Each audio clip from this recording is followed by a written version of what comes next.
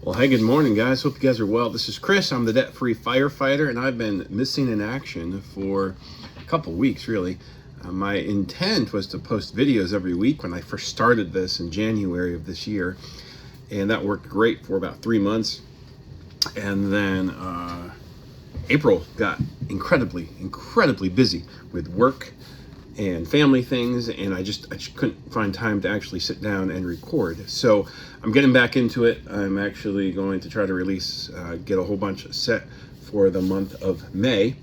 I want to start off with a debt update, and then my next couple videos might be where I've been, what I've been doing, how work is going, and we'll review the April budget and maybe look at a May budget, and then kind of talk through all of that stuff. So we're about more than a third of the way through 2026, and I wanted to do a quick update. For those of you who are new here, I work a full-time job as a firefighter, and I work some side jobs in EMS and construction site safety. I have started this debt journey in January of 2026. So I want to talk about where I'm at now, what the plan is moving forward, and go from there.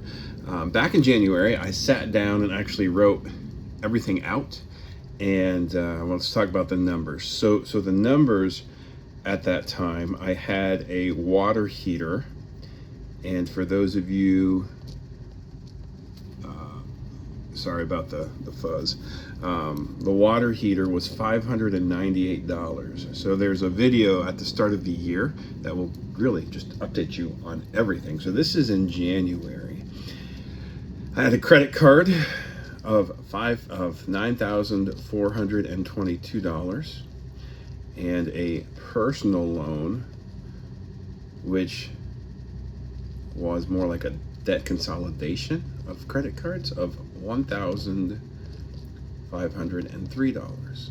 Now, those things alone are just overwhelming. And then you add a van. My family needed a new vehicle, and I did what I needed to do. Maybe should not have done it this way, but a van, $15,944. Then I had a cell phone. I don't know why. Do you remember back in the day, you used to actually get like a free phone every couple of years? That stopped, and now it's just you buy your own phone as you go, and they sneak in payments on those phones.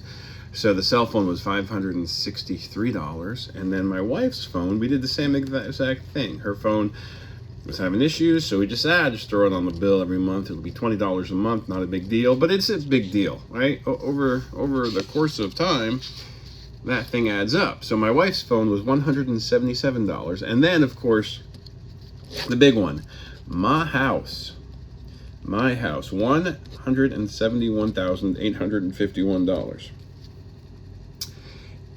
The debt game, I've realized quickly, is a constantly evolving game. In my case, for instance, my mortgage payments have gone up this year because my homeowner's insurance has gone up and my property tax has gone up. Some of those things I can negotiate, but some of them I can't.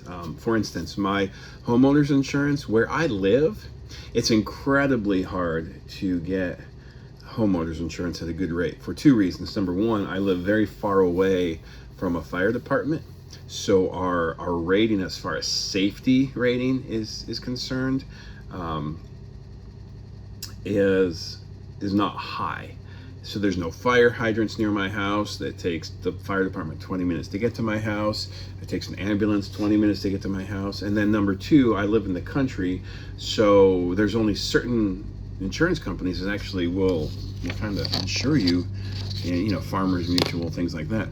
So now let's talk about where I'm at now, and then let's talk about some future plans. So this is as of April of 2026. I'm happy to say now I started debt snowballing everything. So some of these numbers don't necessarily look all that exciting until you do the math. And for me, forward progress is still progress. Is it where I wanted to be? Not necessarily. I wanted a few more things that snowballed off, but I had some issues. So I'm going to be honest, and we'll talk about these issues. Water heater, where I stand at the end of April. Water heater, $422. I really wanted that thing completely paid off. I had some other expenses with vehicle maintenance that came up, and it just kept me from doing that. My credit card, $9,195. My loan, $10,820, which I'm happy about. The van is $15,193, which honestly I'm not exactly as happy about as I wanted to be. I really want to get that sucker knocked out. The goal is debt free by 2033. My cell phone, $505. So that thing, along with the water heater, I wanted that snowball. I want those things out of the way by the end of the summer. I've got an anniversary trip coming up in June that's already paid for. I've been working extra and squirreled away money for that. But when you talk about like the reality of life, here's where we are. My wife's phone, it's paid off, so I'm happy with that. And then my mortgage, $170,344. So all told, in the last 3 months, I've paid off about $3,500. I've reduced my debt. Is that a lot? I guess perspective is everything. It's not as much as I want, but it's more than I've done in the past. I'm trying to push past minimum payments right now. Now, I did add one small new expense. My parents' health is failing, and I've had to go back and forth in the last couple of months to set them up for success, and that's really where some of my money has gone. I've had to make extra trips to help my parents and invest some money in helping them. I've had to put security cameras in their house to just assess for falls. My mother has dementia, so she's a wander risk. I've had to do some handicap accessibility things, and these are things I'm just paying for. My wife and I decided this is what we want to do to take care of my parents. But I had to get a wireless router, and the reason is because installing internet in my parents' house would be very difficult and very expensive. So I actually decided just to go the whole wireless router route, and $349 for that. So the goal is to add that to my debt snowball, pay that off by the end of the summer. I'm not charging my parents for this. They're not paying for this. This is me as their son, just taking care of my parents, okay? So since January, I've paid off about $3,500 in total debt, even with adding about $350 in a new expense. I'm still moving forward by just over $3,200. So that's the real number. And when I look at the breakdown, a few things stand out to me. Number one, the van and the personal loan are doing a lot of the heavy lifting. The mortgage is quietly dropping in the background. Smaller debts are moving steadily, and I've already knocked one of them out completely. And the credit card, well, that one is moving, but it's slow. And that's just the reality of high interest debt.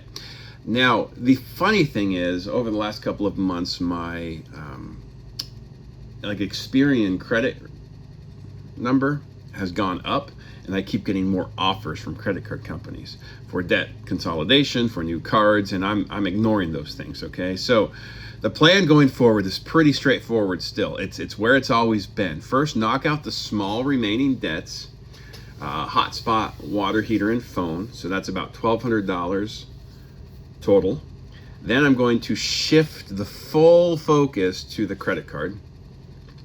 After that, the goal is personal loan, then the vehicle, and then everything rolls into the mortgage. So debt-free by 2033. Can I do it? I can do it. Momentum. As each of those debts disappears, those payments stack. And instead of spreading money across multiple places, it starts hitting one target at a time. And for me, that's where the snowball really starts to build. Right now, I'm still in that early stage, right? So I have to keep myself looking at that. Where will I be in December of this year? I would love, if I do the math correctly, I should have $12,000 to $15,000 in debt paid off. Section by section, really. So the goal hasn't changed. Debt-free by 2033, and based on where things are right now, that's still very much on track. Why did I choose 2033? That's a great question, isn't it? Well, some of it is because of where my kids will be as far as age and in their stage of life and how I want to help them. My oldest right now is 12. She will be 13 this summer. So, by 2030 she'll be 17, and then by 2033 she'll be 20. So for me, she'll be in the midst of college, and I want to make sure I have no debts so I can effectively help her with college. I'm not planning to pay her entire college bill, okay? That's not my plan, but I'd like to be in a position when I can. In addition to that, by 2033, my 7-year-old will be 14. So I would like to have everything paid off, one kid in college, and then from there, the plan is to save and actually add on to our house, or add a like a mother-in-law apartment, and just kind of expand on our property. Because the anticipation is one day my daughters, get married, have kids, bring them home, grandkids, the whole 9 yards. And now that's years and years from now. So the other reason I'd like to be debt-free by 23 is because of retirement. Right now, I am 43 years old. I have been with my fire department for 7 years, and I can retire in 13 years at 20 years of retirement. Now, I don't have to retire. I can keep going. But if you do the math, then I'll be 56 years old and I can retire from the fire department, which would be awesome. Do I plan on retiring at 56? I don't know. Maybe 60. The fire department's not easy on your body. So I would like to set myself up where I then have about 8 or 9 more years where all I'm doing is just banking money towards retirement. So the biggest takeaway at this point in the year is simple. Consistent progress beats trying to be perfect. It's not been perfect. You don't need huge swings. You just need to keep moving forward. And that's where I am. So I'll keep updating you as things move forward. The next step is knocking out the small debts and building momentum. So I am Chris. I'm the debt-free firefighter. I'll see you in the next update.